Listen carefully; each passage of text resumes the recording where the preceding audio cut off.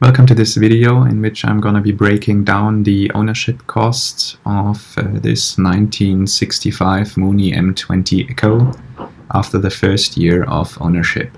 I'm splitting this video into two parts. In the first part I'm going to be talking about the reasons why I decided to purchase this particular aircraft and what I was estimating for the annual cost, and in the second part I'm going to talk about the actual annual costs of owning and operating this Mooney in 2017.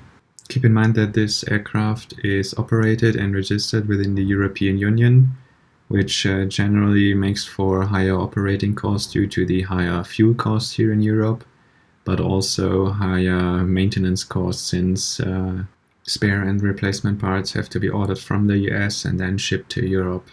Now let's start with part number one. This table summarizes a few different types of aircraft which I was looking into before purchasing this Mooney. At first we have a V-tail Bonanza BE-35, a Cessna 172, Cessna 182, a Piper Cherokee, and this Mooney M20 Echo. This table summarizes maximum takeoff weights, useful load with full fuel tanks, the total fuel capacity in gallons, the engine, the horsepower, average cruising speeds, the fuel flow at this cruising speed, service ceiling, and nautical miles per gallon. Note that all these values are POH values and not real-world values, but they are good for comparison between these different types of aircraft. I wasn't looking for a flight time efficient aircraft. I was looking for particularly a distance efficient aircraft. So in essence, I was looking for a travel machine and not a pure fun machine. The chart below the table summarizes the cruising speeds over the fuel burn of the different types of aircraft here. The steeper the connecting curve between the origin of the diagram and the respective aircraft is, the more efficient this aircraft is distance-wise. So the most inefficient aircraft is the Cessna 182. It has the highest fuel burn of all the aircraft and, well, not the highest cruising speed. On the lower end you have the Cessna 172 and Piper Cherokee, which burn less fuel than the Mooney, but also travel at a significantly lower cruising speed. So out of these five aircraft, the Mooney is the most efficient aircraft. This next table summarizes the three major items for the annual ownership costs, which is endurance, parking, and cost for maintenance. As you can see, for the first three examples, I played a little bit with different types of registrations, German, US, and French registered, but the last column is what I'm actually paying now. So the first item is the Csl Endurance. This is a combined single limit endurance for third-party liability and passengers. The minimum requirement for this type of aircraft is 5 million euros. So in case of an accident, third-party property is insured as well as the passengers on board the aircraft. The second point is the hull endurance. For 70,000 euros of hull endurance with 1,000 euros deductible. The 2K here is incorrect. Next point is the parking fee in Augsburg. For the outside tie-down parking, I'm paying around 150 euros per month, which sum up to 1,800 euros per year. And then there is the last point, the annual. The 2,000 euro only cover the basic annual inspection, so the 100-hour or annual inspection without any extras that might come up along the way. So this is the minimum annual fixed cost, and it's always a little bit more because there might be a 50-hour inspection or there might be some extra maintenance items, as you will see later. This page presents a comparison of ownership versus chartering. In the table on the very right, the orange part summarizes the cost of chartering, where I used to charter before, until October last year. So this example is a flight school where I had to pay an annual fee of 110 euros and then could charter a Cessna 172 with G1000 for a little over 200 euros per hour. And the table then calculates the total price for 1 hour, 25 hours, 50 hours, and so forth of chartering. This curve, of course, is a linear curve, as you can see, with a little offset at the origin for the membership. Now moving a little bit to the left to the purple table, that's a club located at the Augsburg airport where the Mooney is parked and based right now. The annual membership is a little bit higher. At the time last year it would have been possible to rent or charter a Mooney there for about 250 euros. So that's what I'm comparing here. And then further to the left, the blue table summarizes the operating cost of privately owned aircraft. And this includes fuel costs, reserve for engine overhaul, the maintenance we've seen on the slide before, and totals that all up calculates the per hour rate from that. And in the table down below, you see that the blue curve for the ownership model is not a linear curve, since there are 50-hour inspections and 100-hour inspections that let the curve jump up. But overall, the curve is much flatter than the charter curves. The break-even point for ownership versus the flight school where I chartered before is a little bit below 70 hours per year, but keep in mind the charter aircraft is a Cessna 172.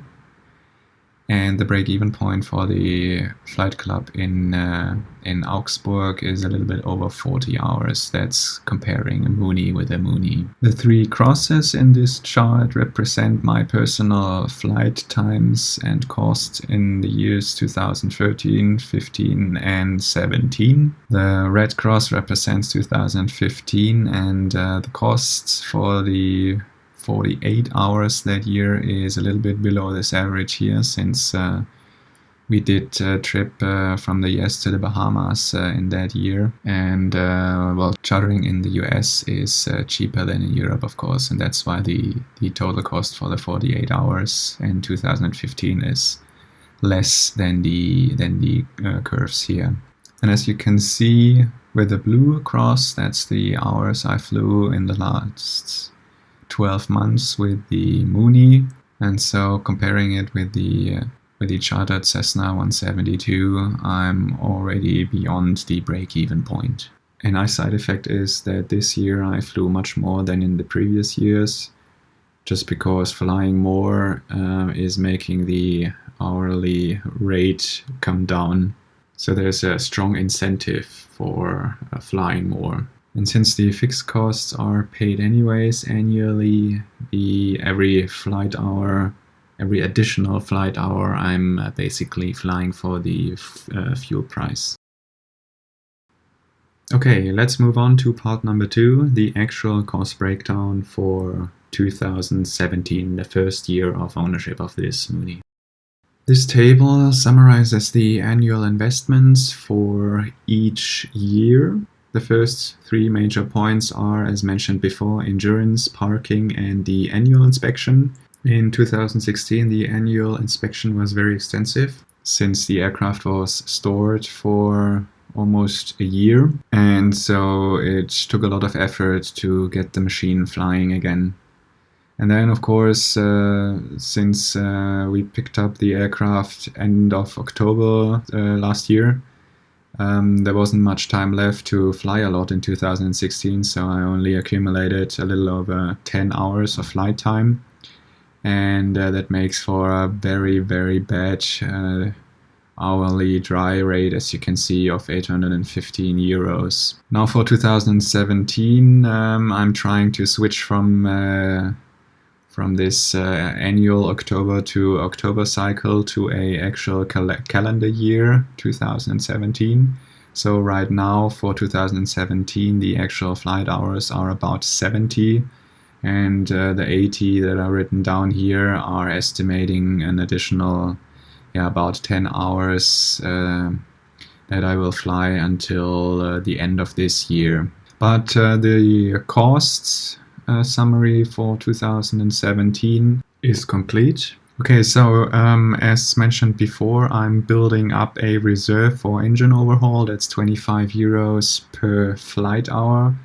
That's a little more than needed if you consider the 2000 hour TBO of the engine. Over 2000 hours, the 25 euros would sum up to 50,000 euros, which is much more than necessary for the engine overhaul. But the engine already has 1000 hours on it. Well, the last overhaul was in 1996, so 21 years ago. And yeah, that's why I'm trying to build the reserve a little faster.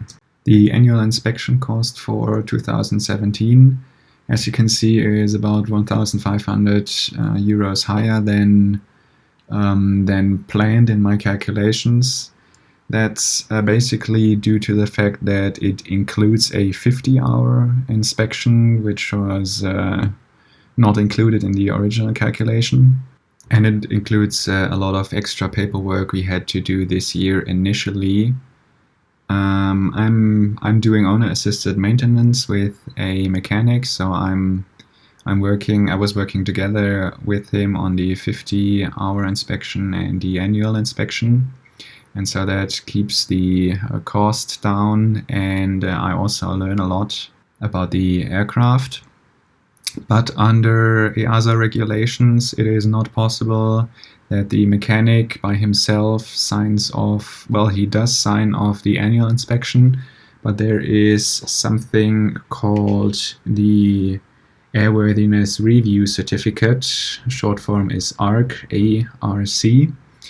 And that's a airworthiness review that has to be done annually, not necessarily with the annual inspection, but it has to be done annually, and this cannot be signed off by just a mechanic. It has to be a CAMO, which is the short form for Continuing Airworthiness Management Organization. And this year I switched from the original French CAMO to a CAMO here in Germany.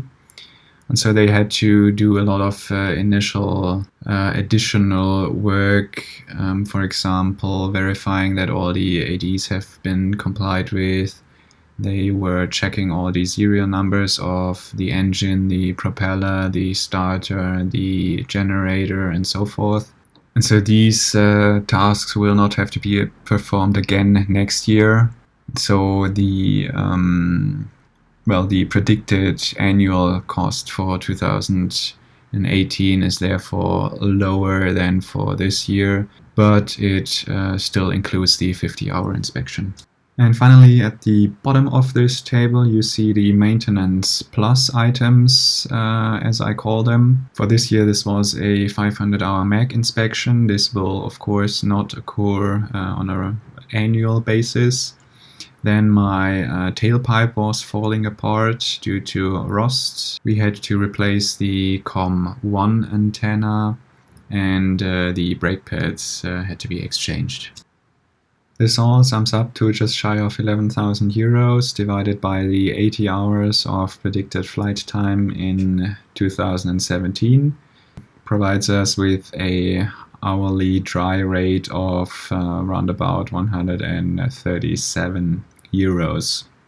If I start playing a little bit with the values now, in 2018 you can see if I reach 100 hours of flight time that year, and if there are any maintenance plus items, the hourly dry rate would come down to around about 90 euros. Fuel costs currently averages to about 9 gallons per hour of flight time. And with the current fuel costs here in Europe, that averages out to about 80 to 90 euros of fuel cost per hour. Alright, that concludes my annual cost breakdown for owning this Mooney. Thanks very much for sticking around until the end. I hope it wasn't too dry, and I hope I could give you a good insight what it takes to operate this Mooney. See you next time.